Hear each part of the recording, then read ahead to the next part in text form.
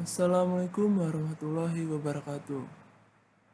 Baik, selanjutnya kita akan melanjutkan bab yang ketiga, yaitu administrasi pendidikan dan praktek. Untuk materi pertamanya, yaitu dasar dan tujuan pendidikan. Pendidikan mendeskripsikan aktivitas kelompok orang, misalnya guru dan tenaga kerja. Pendidikan melaksanakan pendidikan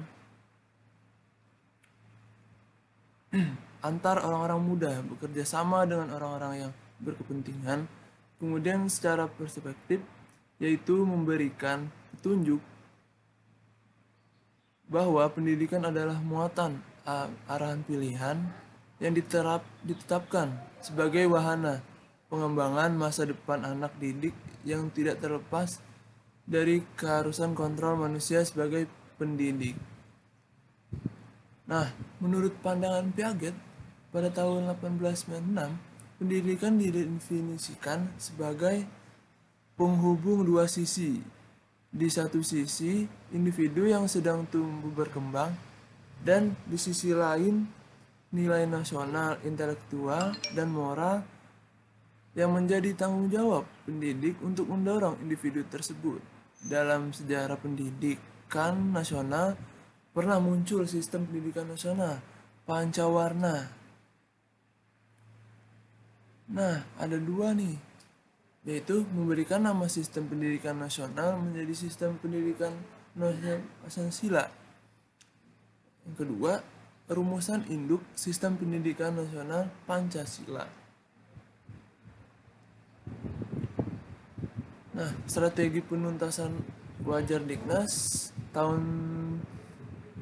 pada Diknas 9 tahun selama ini dilaksanakan melalui dua jalur pendidikan, yaitu pendidikan persekolahan dan pendidikan luar sekolah. Yang pertama, pendidikan formal pada umumnya mempunyai peran mencegah terjadinya peningkatan angka putus sekolah, dan karena sesuatu hal tidak dapat mengikuti pendidikan di sekolah reguler. Yang kedua, pendidikan non formal, yaitu seperti PKM, Pusat Kegiatan Belajar Masyarakat, sebagai suatu lembaga yang dibentuk oleh masyarakat berdasarkan kebutuhan masyarakat.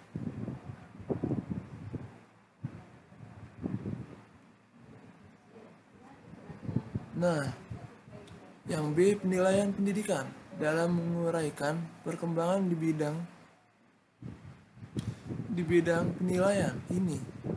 Penjelasan lebih banyak diarahkan pada perkembangan yang terjadi pada sistem atau suatu organisasi serta prosedur yang diterapkan oleh masing-masing jenis penilaian di atas, baik pada jenjang pendidikan dasar dan menengah maupun jenjang pendidikan tinggi.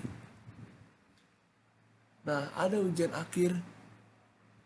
Nah, di dalam ujian akhir ini ada jenjang pendidikan dasar dan menengah, yaitu pada tahun 1965-1971. Nah, 1972 sampai 1979. Nah, 1980 sampai 2000. Selanjutnya 2001 sampai 2004. Yang terakhir 2005 sampai sekarang, yaitu 2025. Yang kedua, ujian masuk. Yaitu ujian masuk ini seperti jenjang pendidikan. Yang pertama pada tahun 1965 sampai 1984. Yang kedua 1985 sampai sekarang, yaitu pada tahun 2025. C. Proses pendidikan dalam sistem administrasi. Dalam hubungan proses pendidikan, hubungan timbal balik antara pendidik dan peserta didik berkelanjutan ke arah tujuan yang hendak diwujudkan bersama, yaitu tujuan pendidikan atau tujuan proses belajar mengajar dengan hasil yang berkualitas.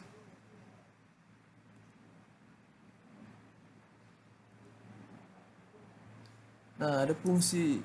Fungsi ini mampu mengakomodasi keunikan karakteristik teknologi pembelajaran dan teknologi organisasi pada sekolah. maupun di kelas. Itu yang pertama, ada pengelolaan kelas. Ada penciptaan kondisi sosio-emosional di kelas. Sekian penjelasan dari saya.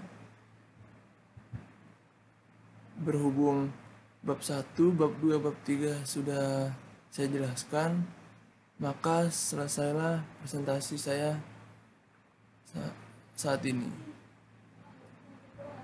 Mungkin kurang lebihnya mohon maaf. Sekian dari presentasi saya. Saya ucapkan alhamdulillah. Assalamualaikum warahmatullahi wabarakatuh.